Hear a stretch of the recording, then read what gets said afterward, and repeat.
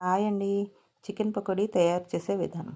ఒక కేజీ చికెన్‌ని శుభ్రంగా కడిగి ఉంచుకొని, అందులో ఒక 2 స్పూన్ల అల్లం వెల్లుల్లి పేస్టు, ఒక 2 స్పూన్లు కార్న్ ఫ్లోరు, ఒక 5, 6 స్పూన్లు కారము, ఒక 2 స్పూన్లు ఉప్పు, ఒక స్పూన్ గరం మసాలా, 2 స్పూన్లు మైదా పిండి, ఒక స్పూను ఆయిలు, ఒక 2 స్పూన్లు శనగపిండి వేసుకొని బాగా కలిపి ఉంచుకొని, దానిని ఒక గంట పాటు పక్కన నానబెట్టి ఉంచాలండి.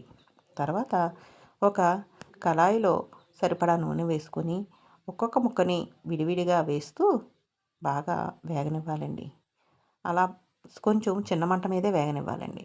అలా వేగితేనే లోపల వరకు ఉడుకుతదన్నమాట.